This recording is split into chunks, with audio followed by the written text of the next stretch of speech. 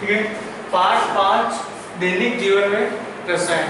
जो भी हम अपने जीवन में क्या होता है, दैनिक जीवन में क्या होता है, रसायनों का प्रयोग होता है। जैसे कपड़े, खाने की वस्तुएं होगी, साबुन, अपमार्जक, इसमें क्या होता है, रसायन होता है।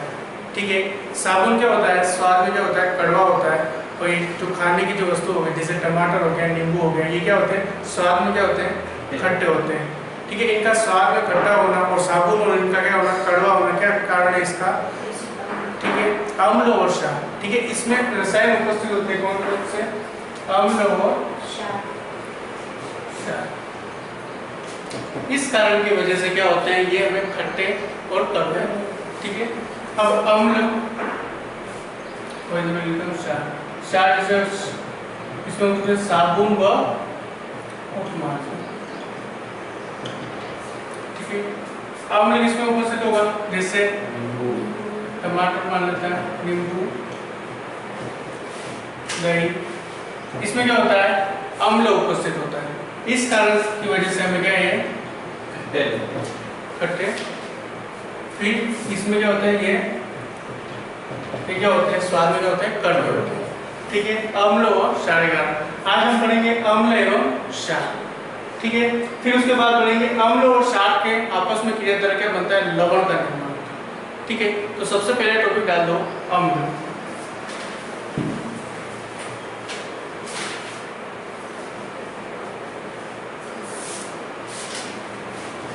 सबसे पहला टॉपिक है अम्ल। ठीक है। दादा, अम्ल को क्या कहते हैं, अंग्रेजी भाषा में क्या बोलते हैं, एसिड कहते हैं। ठीक है। जो लैटिन भाषा के शब्द जिससे एसिड से मिलकर बना है। ठीक है। लैटिन भाषा कौन सा शब्द, एसिड। ठीक है। इस एसिड का मतलब क्या होता है, खट्टा। ठीक है। तो कहने का मतलब क्या होता है, अम्ल कौन से होते हैं, खट्टे होते हैं। ठीक है। तो आपको क्या लिखना है, अगर अम्ल के बारे में पूछ ले तो क्या आपको क्या लिखना है, अम्ल को अंग्रेजी भाषा में एसिड कहते हैं। अम्ल को लिख लो, अम्ल को अंग्रेजी भाषा में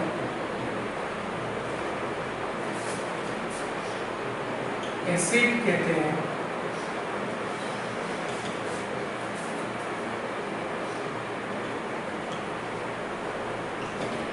ठीक है। जो कि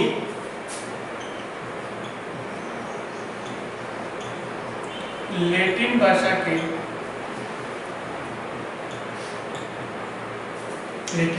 शब्द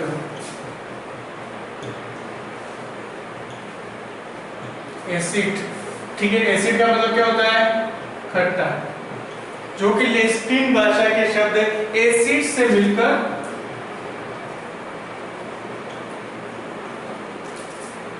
बना होता है।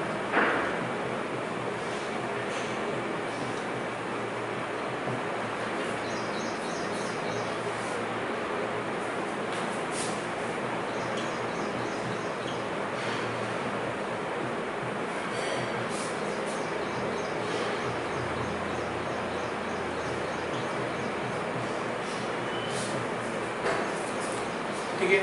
कोई भी आपको अम्ल के बारे में नॉर्मल डेफिनेशन पूछ ले, ठीक है, सामान्य परिभाषा पूछ ले, तो आपको क्या लिखना है कि अम्ल को अंग्रेजी भाषा में कहते हैं एसिड कहते हैं, जो कि लैटिन भाषा के शब्द एसिड से मिलकर बना है। अम्ल क्या होते हैं, स्वाद में क्या होते हैं, खट्टे होते हैं। ठीक है।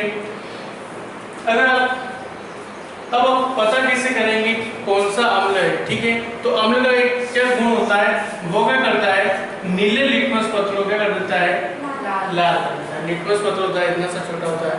ठीक है। जैसे आप किसी लिक्विड में डालोगे, अगर वो नीला लिटमस क्या हो रहा है, लाल हो रहा है। ठीक है। नीला लिटमस अगर लाल हो रहा है तो वो कौन सा होगा, लवण। तो विलय कौन सा होगा, अम्लीय प्रकृति का होगा। ठीक है। तो क्या गुण होगा, अम्ल नीले लिटमस पत्र को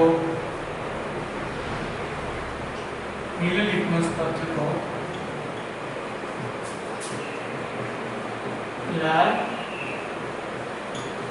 कर देता है। ठीक है। अम्ल क्या होता है, नीले लिटमस पत्र को लाल कर देता है। कभी क्या होता है, अम्ल और क्षार में क्या होता है, कंफ्यूजन हो जाता है। ठीक है। अम्ल क्या करता है, नीले लिटमस पत्र को लाल कर देता है, और क्षार क्या करता है, लाल लिटमस पत्र को करता है नीला कर देता है। कभी कभी क्या करता है, हम उल्टा लिख देते हैं। ठीक है, तो इसके लिए हम क्या है, ठीक है, याद करने की नाम याद रख लो, अनिल।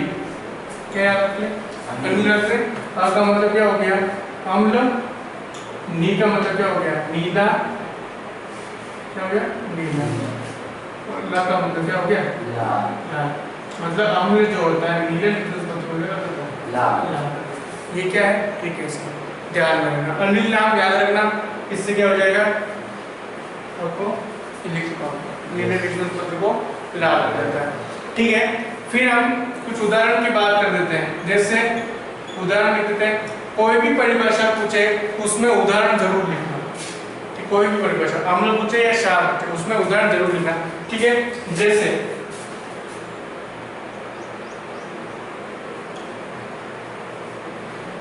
दही में कौन सा अम्ल होता है,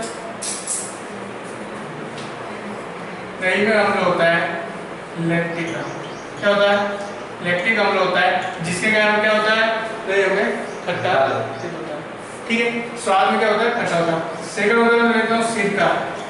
सिरके में कौन सा अम्ल होता है, एसिटिक अम्ल होता है। कौन सा होता है, एसिटिक अम्ल होता है। ठीक है, तीसरा सिरका हो गया, दही हो गया। अब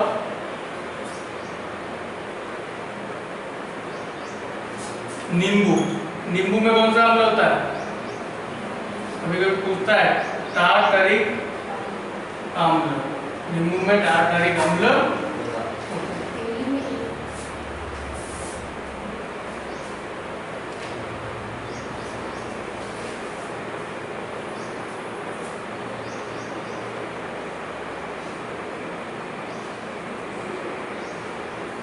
ठीक है, इमली में भी यही होगा। ठीक है, ये हो गया। अब संतरे में कौन सा अम्ल होता है, कभी कभी पूछ लेता है 1 नंबर में, संतरे में एस्कार्बिक अम्ल। ये नाम याद रखना, एस्कार्बिक अम्ल। ठीक है, जब हमें कोई लाल चींटी डंक मारती है तो क्या होता है, जलन होती है। चींटी के डंक मारने से वो जलन इसलिए होती है क्योंकि लाल चींटी के डंक में क्या होता है, फॉर्मिक अम्ल पाया जाता है। फॉर्मिक अम्ल क्या होता है, इस वजह से हमें क्या होता है, जलन होती है।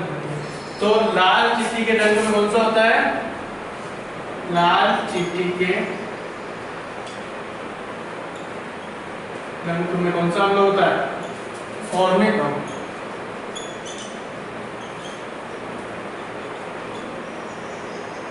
ठीक है,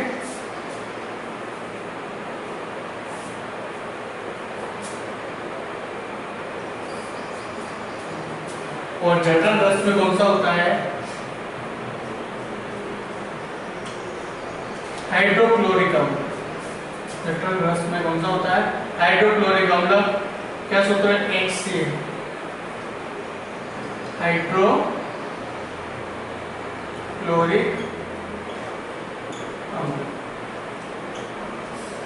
तो ये पूरी अम्ल की डेफिनेशन होगी और ये कुछ उदाहरण होंगे। ठीक है, तो हमें ध्यान रखना, अम्ल क्या होता है, गुण क्या होता है इसका, और इसके उदाहरण। ठीक है, एग्जाम में कुछ 2 उदाहरण लिख देना, ज्यादा नहीं लिखना, 2 उदाहरण लिखना आपको।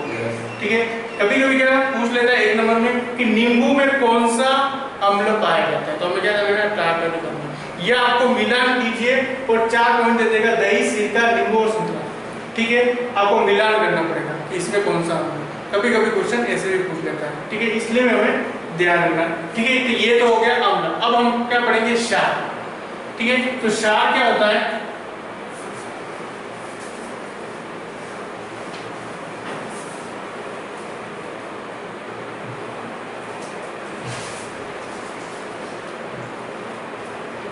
लिख दिया।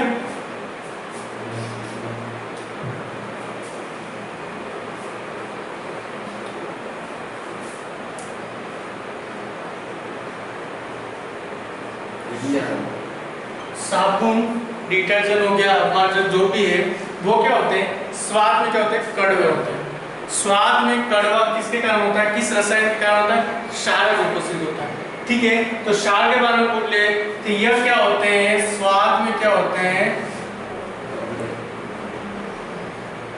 कड़वे होते हैं। ठीक है, अब इसका गुण क्या होगा? यह लाल लिटमस पत्र क्या रहता है? हरा, नीला। यह लाल लिटमस पत्र को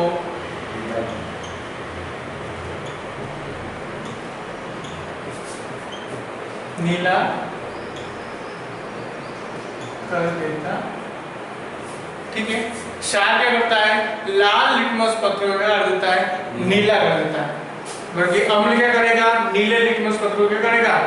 लाल करेगा। अम्ल का क्या ट्रिक थी हमारे पास? अनिल। अब इसको याद करने की हमारे पास क्या ट्रिक होगी? तो ध्यान रखना, शालिनी। क्या ट्रिक होगी? शालिनी। अपन इस प्रकार लिखेंगे शालिनी को। ठीक है, शालिनी। शा का मतलब हो गया क्षारक, ल का मतलब हो गया लाल, नी का मतलब क्या हो गया? नीला। क्या हो गया? नीला। तो हमारा ट्रिक क्या होगी? क्षारक, ल का मतलब लाल, नी का मतलब क्या हो गया? नीला। मतलब ये क्या कर देता है? लाल लिटमस पत्र को नीला कर देता है। ठीक है, अब ये तो होगी गुण। ठीक है, अब हम बात करेंगे उदाहरण।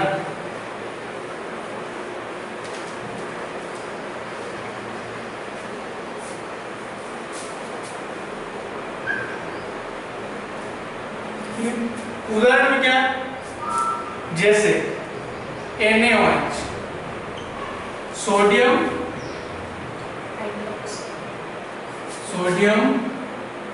Hydro oxide.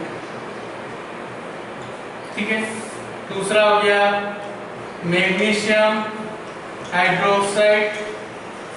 ठीक है, मैग्नीशियम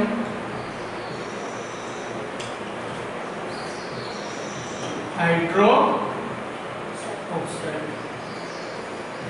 ठीक है, थर्ड पोटेशियम हो गया। फोर्थ हो गया एल्यूमिनियम हाइड्रोक्साइड AlOH3। इसका ध्यान रखना, पोटेशियम। नहीं, 4 उदाहरण काफी है। ठीक है, इसका हो गया एल्यूमिनियम।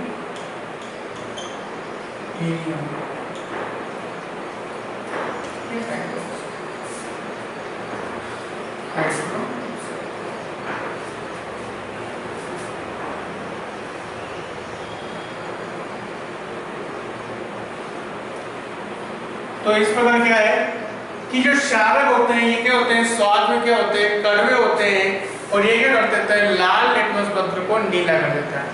ठीक है, और इसके उदाहरण क्या हो गया? Magnesium hydroxide, aluminium hydroxide, potassium hydroxide. ठीक है, ये चीज आपको ध्यान में रखनी। अब होगा क्षार के बारे में आती। अब आपको कभी क्षार क्या कर देता है? अम्ल को उदासीन करने की क्षमता रखता है। ठीक है, अब कैसे? फॉर एग्जाम्पल जैसे कभी कभी हमारा एसिडिटी बन जाती है। ठीक है, तो एसिडिटी का कारण क्या है? हमारा उधर क्या करता है? हमाशय जो क्या करता है? इसका HCl अम्ल का, इसका अम्ल का, इसका हाइड्रोक्लोराइड अम्ल। ठीक है, इसके कारण क्या होता है? हमारे पेट में क्या हो जाती है? जलन उत्पन्न होने लगती है। अब उसके लिए हमें क्या चाहिए? या तो आप मैग्नीशियम हाइड्रोक्साइड MgOH2, या दूसरा क्षारक कौन सा? मैं जानते हैं दूसरा क्षारक इनो वो लेते हैं। तो उससे क्या हो जाता है? हमारे एसिडिटी क्या हो जाती है? खत्म हो जाती है। तो कहने का मतलब ये इनो क्या है? क्षारक है। हाइड्रोक्लोराइड अम्ल क्या है? अम्ल है। उधर पे क्या हुआ? हाइड्रोक्लोराइड अम्ल आया। ठीक है, उससे क्या होगा? हमारे पेट में क्या होता है? जलन उत्पन्न होने लग जाती है। ठीक है, तो क्षारक लेंगे तो क्षारक के कारण क्या होता है? खत्म हो जाती है एसिडिटी। ठीक है, तो कहने का मतलब क्या होता है? क्षारक जो होता है वो क्या होता है? अम्ल को उदासीन करने की क्षमता रखता है। ठीक है, तो एक पॉइंट डाल दो कि क्षारक अम्ल को उदासीन करने का सामर्थ्य रखता। ठीक है, ये आपके अम्ल और क्षार कंप्लीट हो गया। ठीक है, समझ में आया? Any doubt? अब हम बात करेंगे लवण। ठीक है। अब क्या होगा, अम्ल और क्षारक आपस में अभिक्रिया करके लवण का निर्माण करते हैं। ठीक है, तो इसके बाद हम क्या करेंगे, लवण।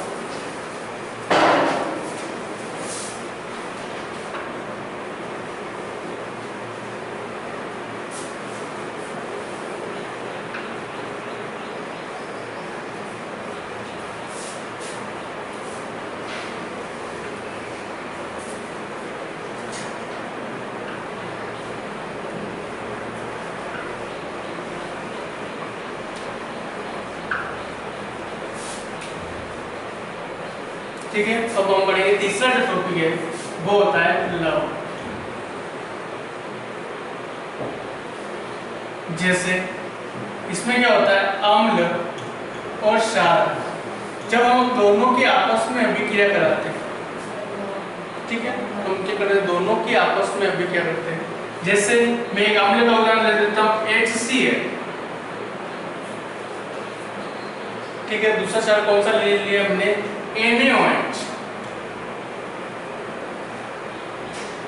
ठीक है। मैंने हाइड्रोक्लोरिक अम्ल और सोडियम हाइड्रोक्साइड, ये अम्ल हो गया और ये क्षारक हो गया। जब मैं आपस में अभिक्रिया कराता हूँ, ठीक है, तो क्या ये NaCl,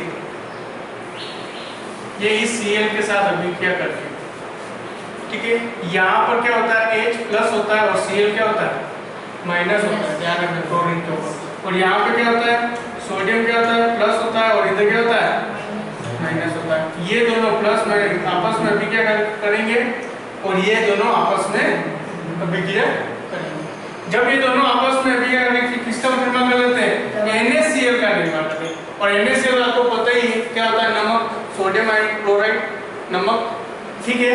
और ये H प्लस, ये H2 हो गए, H और H जुड़ के H2, और ये O का O, तो क्या हो गया, ये जल हो गया, ठीक है। तो समझ में आया, हाइड्रोक्लोराइड अम्ल और NaOH, अम्ल और क्षार आपस में मिलते, ये कौन सा लवण हो गया, सोडियम सॉल्ट हो गया, लवण प्लस एक H2 मतलब जल। तो क्या होता है, आपको ध्यान रखना, अम्ल और क्षारक आपस में अभिक्रिया करते हैं, किसका, लवण और जल का निर्माण करते हैं, ठीक है। और जिस भी अभिक्रिया में ध्यान रखना, लवण प्लस जल का निर्माण होता है, वो अभिक्रिया कौन सी होती है, उदासीनीकरण अभिक्रिया। कौन सी अभिक्रिया होती है, उदासीनीकरण अभिक्रिया होती है। तो लिख लो, देखो, अम्ल और क्षार आपस में, एग्जांपल है, अम्ल और क्षार आपस में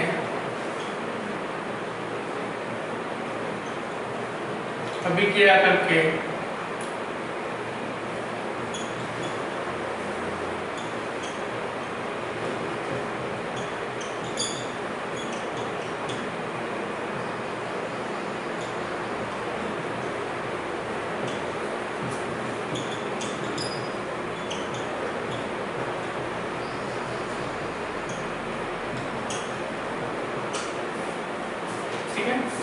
अम्ल और क्षार आपस में अभिक्रिया करके लवण व जल का निर्माण करते हैं, ठीक है। यह अभिक्रिया उदासीनीकरण अभिक्रिया कहलाती है, ठीक है। एग्जांपल ये लिख देना, HCl plus NaOH, NaCl plus H2।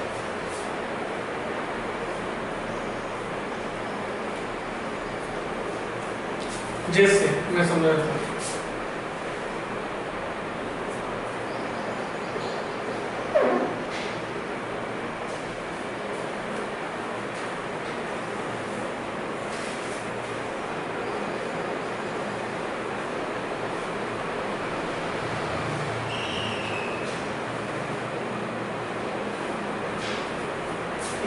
ये तो हो गए लवण की बात। अब ध्यान रखना, अगर प्रबल अम्ल, एक पॉइंट है लिख देना, प्रबल अम्ल, ठीक है, और दुर्बल क्षार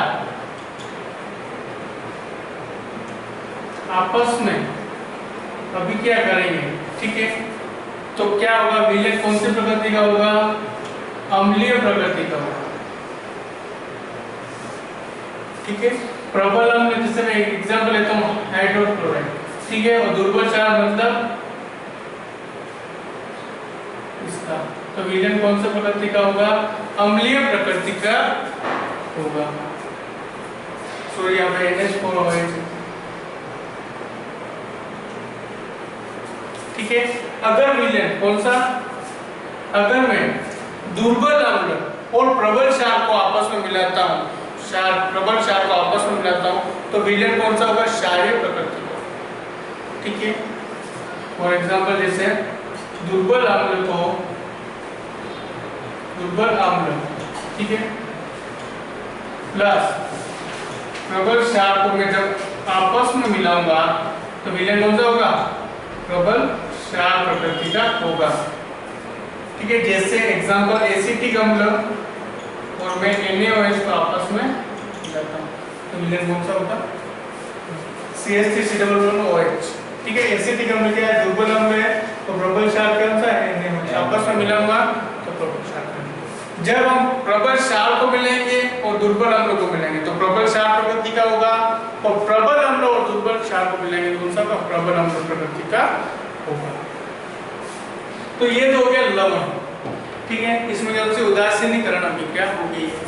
ठीक है, अब हम बात करते हैं अलग अलग वैज्ञानिकों ने क्या दिया, अम्ल और क्षार के बारे में अलग अलग परिभाषाएं। ठीक है, ये तो नॉर्मल परिभाषा हो गई, लेकिन अलग अलग वैज्ञानिकों ने क्या दिया, अम्ल और क्षार के बारे में अलग अलग संज्ञा दी, अलग अलग परिभाषाएं दी। ठीक है, तो फर्स्ट पढ़ेंगे आरएनएस संकल्पना, मतलब आरएनएस वैज्ञानिकों ने अम्ल और क्षार की क्या परिभाषा दी। ठीक है,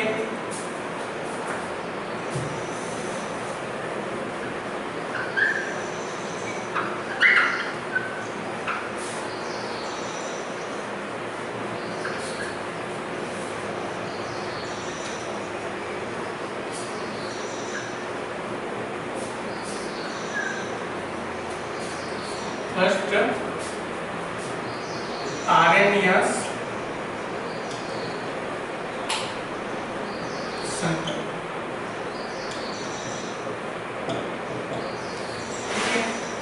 आरएनएस वैज्ञानिक ने कहा था कि जो अम्ल जलीय विलयन में अपघटित होकर, ठीक है, जो पदार्थ होते हैं जलीय विलयन में अपघटित होकर H+ आयन देते हैं, ठीक है, H+ आयन देते हैं, वो तो क्या होंगे? अम्ल होंगे।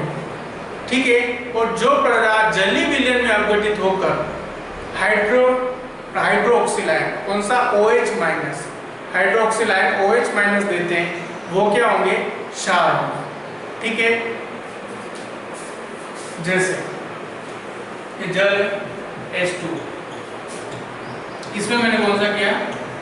HCl मिला, हाइड्रोक्लोराइड।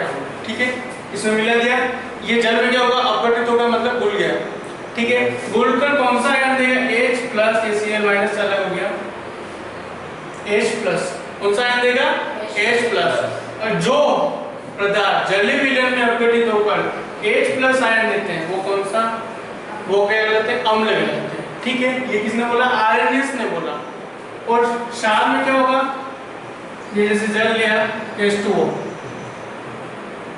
ये NaOH, ये क्षार है, NaOH हाइड्रोक्सिल है। ठीक है, वे पदार्थ जो जलीय विलयन में अपघटित होकर, मतलब घुलकर कौन से? OH- हाइड्रोक्सिल आयन OH- देते हैं, वो क्या होंगे? क्षार। ठीक है, तो ये चीज आपको ध्यान रखना। ठीक है, अब लिख लो, वे पदार्थ जो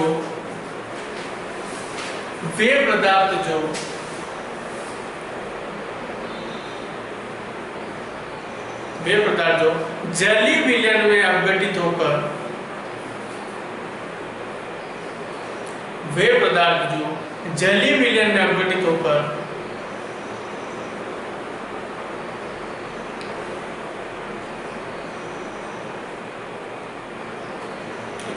जलीय विलयन में अपघटित होकर H+ आयन देते हैं। H+ आयन मतलब हाइड्रोजन आयन।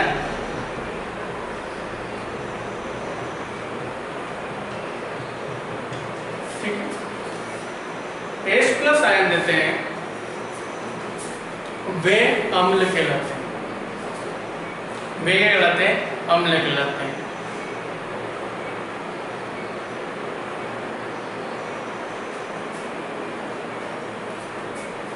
वे पदार्थ जो जलीय विलयन में अपघटित होकर हाइड्रोक्सिल आयन OH माइनस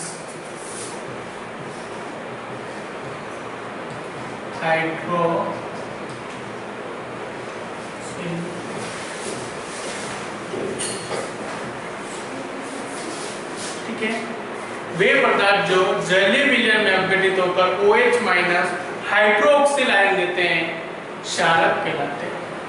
ठीक है, तो आर्यनस ने अम्ल और क्षार की इस प्रकार के परिभाषा प्रकट की।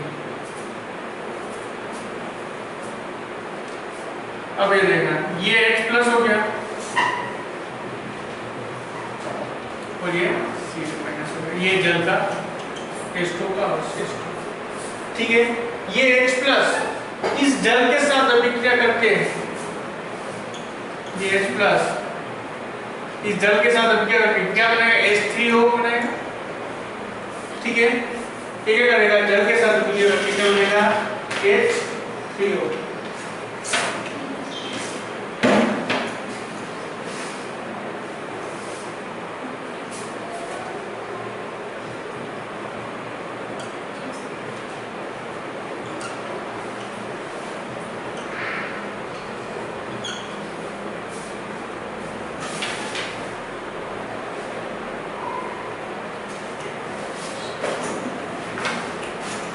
अब देखना, H प्लस जो होता है, H प्लस हाइड्रोजन आयन क्या करेगा, जल के साथ अभिक्रिया करके H2O के साथ अभिक्रिया करके कौन सा हाइड्रोनियम आयन बनाएगा। H प्लस क्या होगा, इस H2O के साथ अभिक्रिया करके क्या बनाएगा, H3O बनाएगा, मतलब हाइड्रोनियम आयन का निर्माण करता है। ये H प्लस अत्यधिक क्रियाशील होता है। तो अगला पॉइंट लिख लो एक लाइन छोड़ के कि हाइड्रोजन आयन जल H2O के साथ अभिक्रिया करके H3O का निर्माण करता है, मतलब हाइड्रोनियम आयन का निर्माण करता है। हाइड्रोजन आयन जल के साथ अभिक्रिया करके हाइड्रोनियम आयन H3O का निर्माण करता है।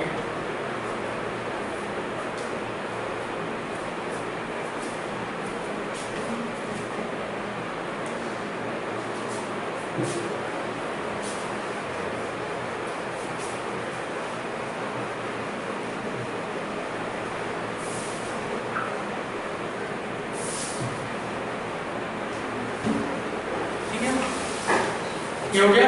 अब कुछ जो अम्ल होते हैं वो क्या होते हैं, जल में पूरी तरह से घुल जाते हैं, आयनित हो जाते हैं, लेकिन कुछ अम्ल क्या होते हैं, जल में पूरी तरह से नहीं घुलते। अब जो अम्ल क्या होंगे, प्रबल होंगे। प्रबल अम्ल क्या होता है, जल में पूरी तरह से घुल जाते हैं। For example HCl। ठीक है, और दुर्बल अम्ल क्या होते हैं, जल में पूरी तरह से नहीं। ठीक है, दुर्बल अम्ल का एक एग्जांपल आप ध्यान में रख लो, CH3 C double bond OA, इसका क्या नाम होता है, एसिटिक अम्ल। एसिटिक अम्ल, इसमें क्या होता है, हाइड्रोजन हाइड्रोक्लोराइड कहते हैं, हाइड्रोक्लोराइड अम्ल। ठीक है, ध्यान रखना, प्रबल अम्ल क्या हो गए, जल में पूरी तरह से घुल जाते हैं, लेकिन दुर्बल अम्ल क्या होते हैं, जल में पूरी तरह से नहीं घुलते।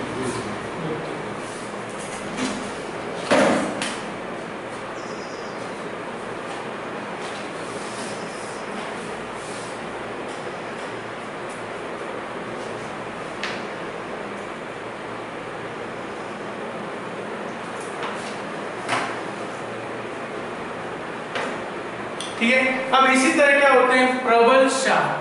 ठीक है, एक तो ये पॉइंट है, प्रबल अम्ल क्या होता है, जल में पूरी तरह से घुल जाते हैं, लेकिन दुर्बल अम्ल क्या होता है, जल में पूरी तरह से नहीं घुलते हैं। इसी तरह क्या होते हैं, प्रबल क्षार।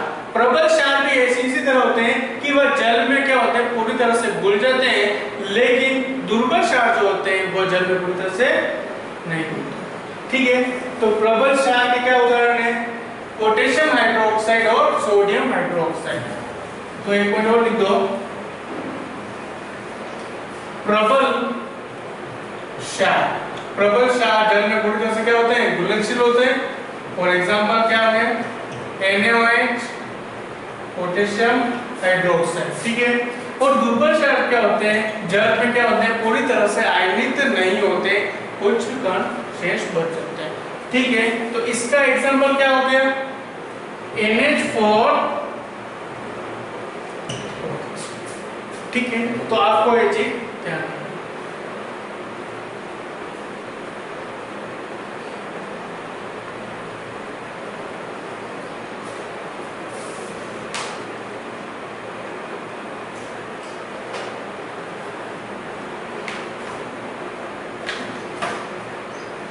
अब देखो ये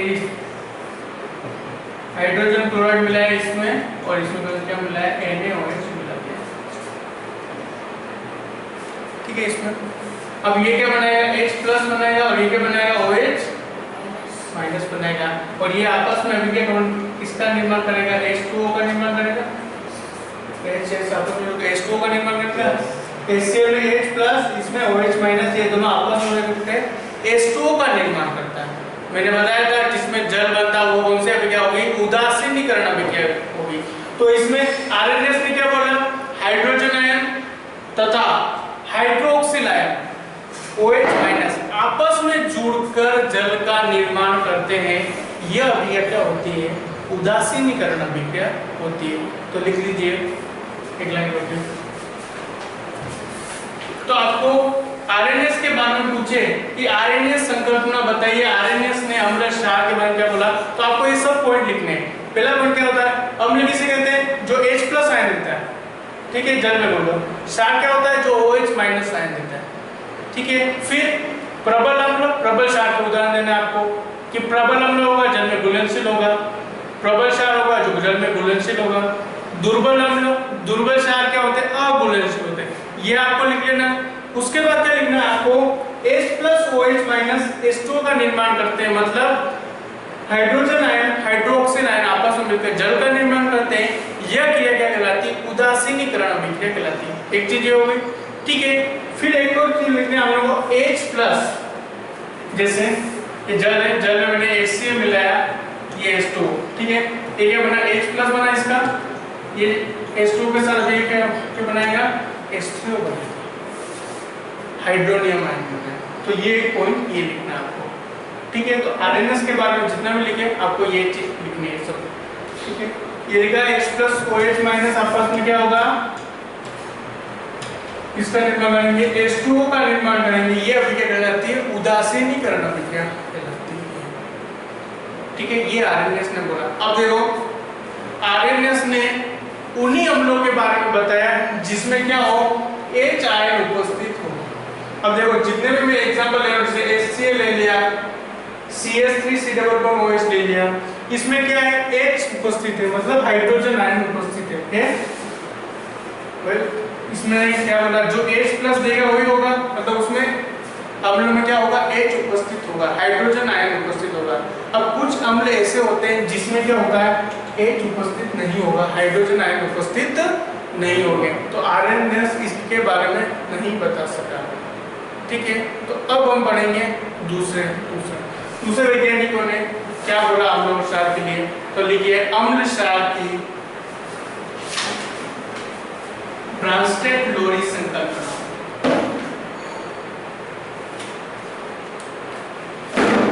अम्ल क्षार की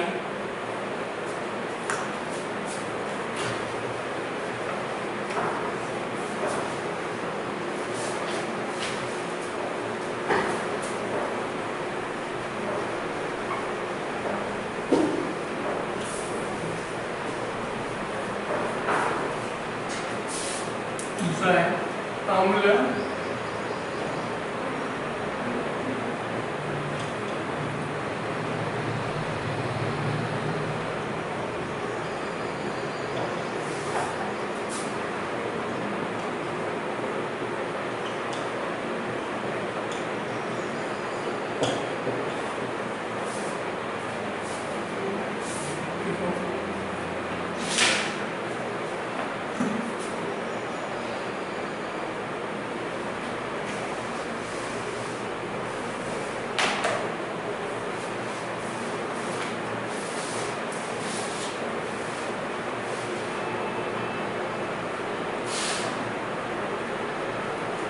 अम्ल क्षार की ब्रांस्टेड लोरी संकल्पना।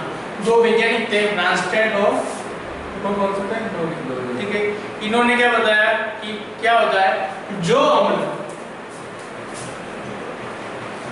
प्रोटॉन क्या कर देता है, दान करता है, मतलब दाता होता है। जो अम्ल वे पदार्थ जो क्या होते हैं, प्रोटॉन क्या होते हैं, दाता होते हैं, दान करते हैं, वो क्या होंगे, अम्ल होंगे।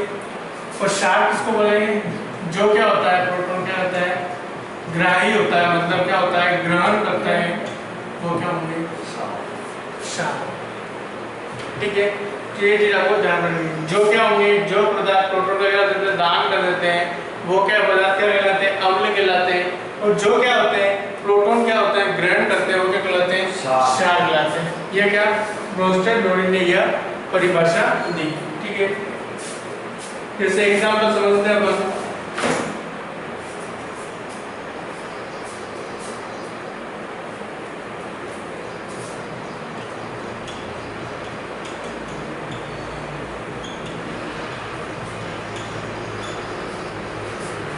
ठीक है।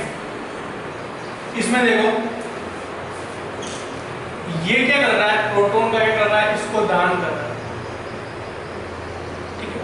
मैं अलग कर देता हूँ जैसे H और ठीक है। ये क्या कर रहा है, इसको प्रोटॉन दान कर रहा है, तो क्या हो जाएगा, H3 हो जाएगा और ये Cl क्या हो जाता है, अलग हो जाता है। तो ये चीज इसमें क्या हो रहा है, प्रोटॉन तो क्या होगा, अम्ल होगा। और इसमें क्या हो रहा है,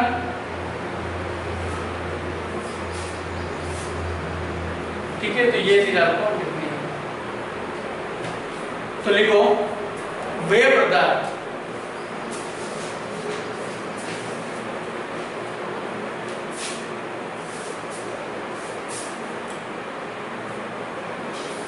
तो ये ग्रहण करता है, ये ग्रहण करता है, ये दान कर रहा है और ये क्या कर रहा है, ग्रहण कर रहा है। देखो वे पदार्थ जो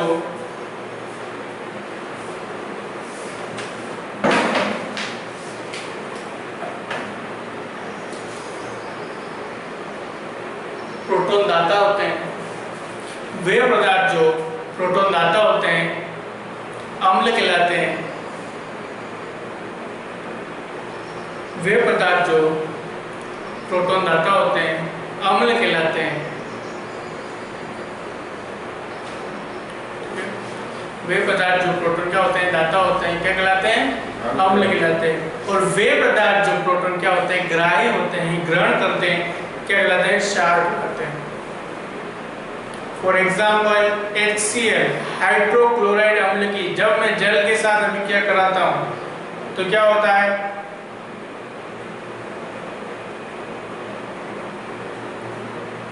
Cl माइनस प्लस H3O का निर्माण होता है, ठीक है। यहाँ पर HCl में क्या हो रहा है, प्रोटॉन क्या कर रहा है, दान कर रहा है, और H2O क्या कर रहा है, ग्रहण कर रहा है, ठीक है।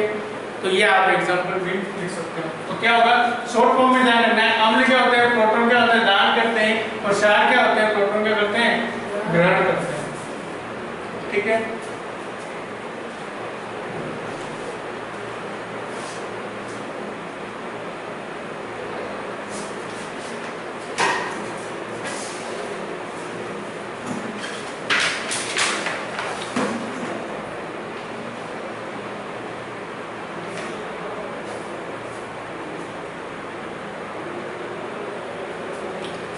तो यहाँ पे इलेक्ट्रॉन का क्या हो रहा है, आदान प्रदान हो रहा है, ठीक है। तो हम एक पॉइंट क्या लिख सकते हैं, ब्रांस्टेड लोरी ने, देखो ब्रांस्टेड लोरी ने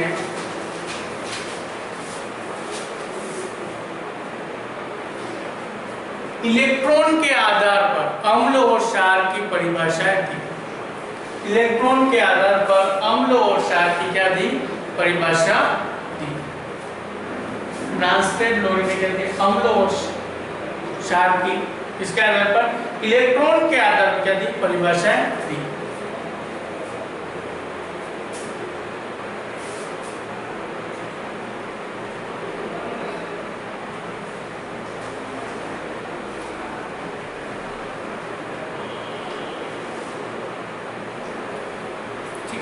एक लाइन छोड़ के लिखा, उसमें क्या था, आरएनएस ने क्या था, एस जिसमें हाइड्रोजन आयन उपस्थित हो उसके बारे में वो बता स्पष्ट कर सका।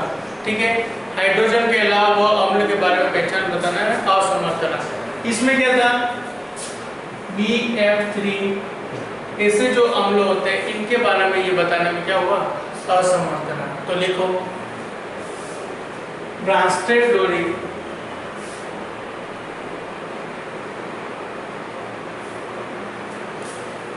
डोरी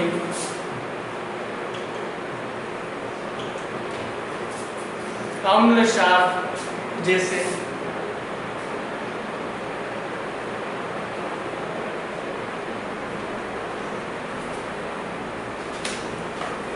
CO2, SO2, BF3 के बारे में बताने में असमर्थ है।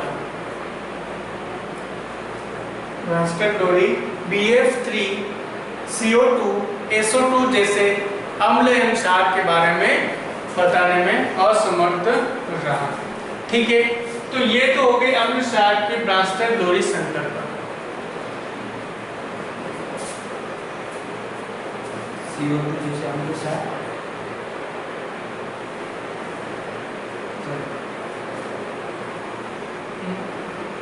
CO2 अम्ल क्षार क्या बात कर रही है?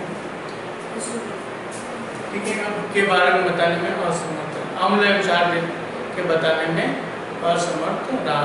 ठीक है, ये तो हो गई अम्ल क्षार की ब्रांस्टेड डोरी संकल्पना। अब लास्ट है अम्ल क्षार की लुईस संकल्पना। लुईस ने क्या बताया अम्ल क्षार को? ठीक है, अभी वो अम्ल क्षार की लुईस संकल्पना।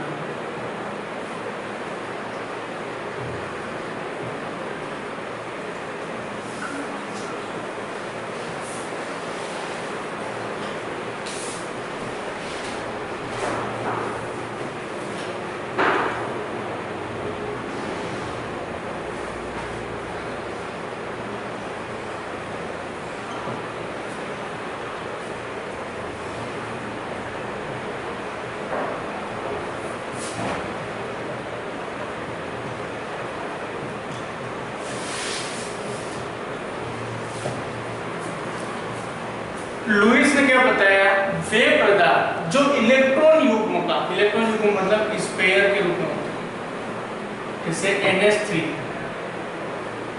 ये पेयर के रूप में इलेक्ट्रॉन युग्म, ठीक है, दो पे एक इलेक्ट्रॉन युग्म होता है इस रूप में।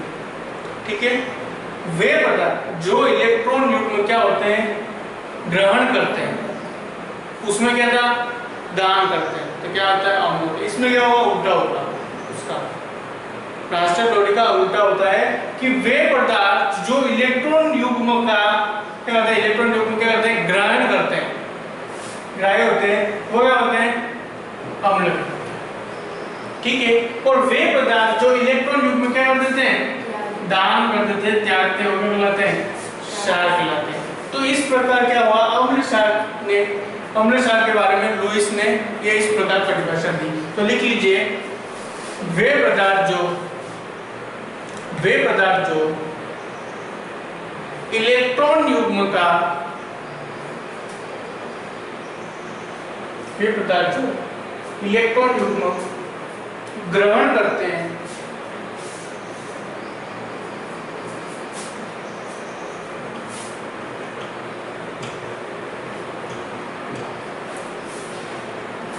वे पदार्थ जो इलेक्ट्रॉन युग्म ग्रहण करते हैं,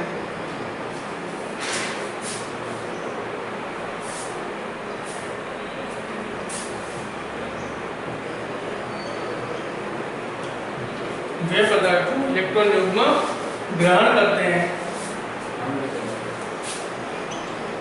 अम्ल कहलाते हैं। ठीक है, वे पदार्थ जो इलेक्ट्रॉन युग्म ग्रहण क्या करते हैं वो अम्ल कहलाते हैं, और वे पदार्थ जो इलेक्ट्रॉन युग्म क्या कर देते हैं, दान कर देते हैं, क्या कहलाते हैं, क्षारक कहलाते हैं। तो इस प्रकार आपको अम्ल और क्षार के बारे में पूछ ले। लुईस संकल्पना क्या थी अम्ल के क्षारक के बारे में, तो जो ग्रहण करते हैं वो अम्ल होंगे इलेक्ट्रॉन युग्म, और जो क्या करते हैं, दान करते हैं इलेक्ट्रॉन युग्म का, वो क्या होता है, क्षारक। ठीक है, जैसे एग्जांपल है BF3 अम्ल है, NH3 क्षार, इनका मैं क्या करता हूँ, ये देखो ये इलेक्ट्रॉन युग्म, ठीक है, जब क्या होता है इसमें क्या होगा, इलेक्ट्रॉन युग्म दान होगा, NH3 इसको दान करेगा इसको, ठीक है, तो ये क्या होगा, अम्ल और क्षार। तो देखो इसमें क्या लिखा हुआ है, दान कर रहा है, ये क्षार है, ये इसको दान कर रहा है, ये इसको येलो कर रखा है मैंने, ये इसको क्या दान कर रहा है, ठीक है, तो ये कौन सा अम्ल होगा, ये ग्रहण कर रहा मतलब अम्ल, और दान कर रहा मतलब क्षार, मतलब ये आपको ध्यान में रखना।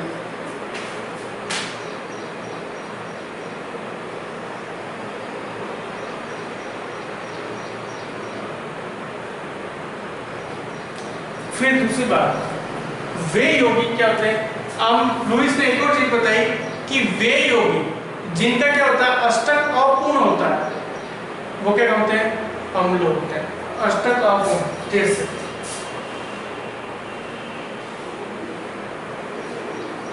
यहाँ पे अधिकतम इलेक्ट्रॉन कितने होते हैं, 2 होते हैं, ध्यान रखना, पहले कक्षक में कितने होते हैं, 2 होते हैं, दूसरे कक्षक में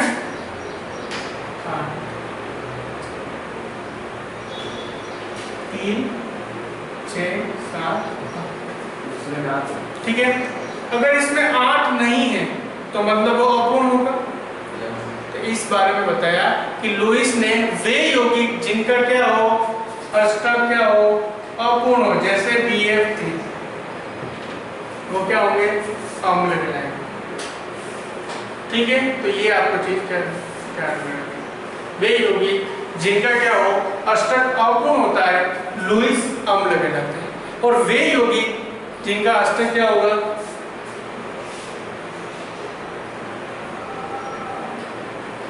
पूर्ण होता होगा, क्या कहते हैं, क्षार कहलाते हैं। तो लिखो वे यौगिक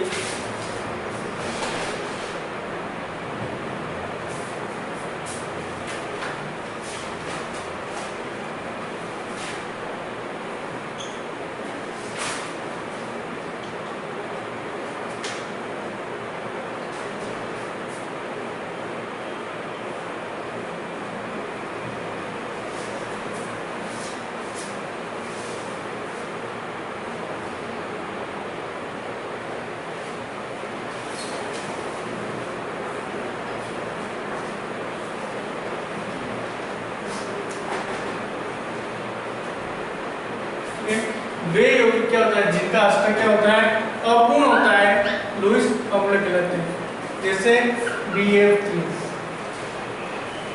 ठीक है, और एग्जांपल लिखना चाहते हो लिख सकते हो Mg+2, ठीक है, मैग्नीशियम +2, यहाँ पर +2 का मतलब क्या है, वो इलेक्ट्रॉन क्या है, 2 इलेक्ट्रॉन का क्या कर रहा है, त्याग कर रहा है, +1 मतलब 1 इलेक्ट्रॉन त्याग कर रहा है, +3 मतलब 3 इलेक्ट्रॉन, ध्यान रखना है, ठीक है, BF3 Mg+2। अब लिखना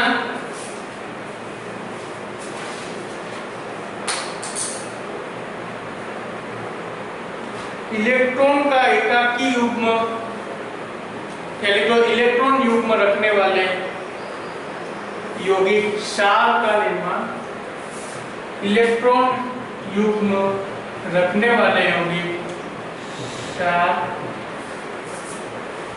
का कार्य करते हैं, जैसे NH3। देखो मैंने उदाहरण में क्या बताया, यहाँ पे इलेक्ट्रॉन युग्म किसने ग्रहण कर रखा है, क्षार ने, ठीक है, इलेक्ट्रॉन युग्म इसने, तो इससे हम क्या स्पष्ट कर सकते हैं, जो पदार्थ इलेक्ट्रॉन युग्म रखते हैं, जैसे जल NH3, तो वो क्या होते हैं, हमेशा क्षार का कार्य करते हैं।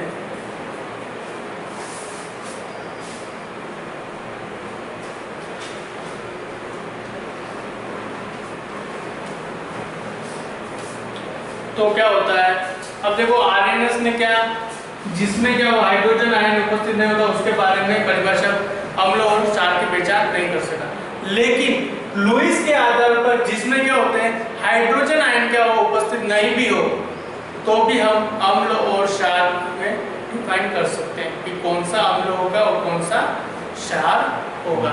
तो इस प्रकार आज हमने पढ़ा अम्ल एवं क्षार, क्या पढ़ा, अम्ल एवं क्षार, ठीक है। फिर मैंने बोला लवण, फिर अम्ल और क्षार के अलग अलग वैज्ञानिकों ने अलग अलग परिभाषा दी।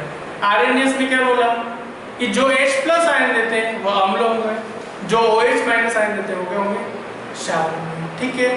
फिर इसमें उदासीनीकरण अभिक्रिया भी होगी।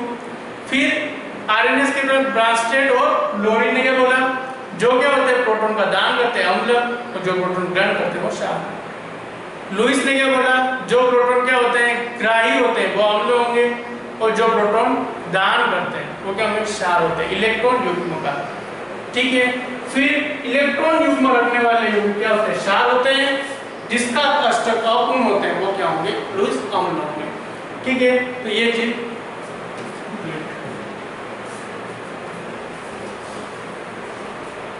जो भी उसको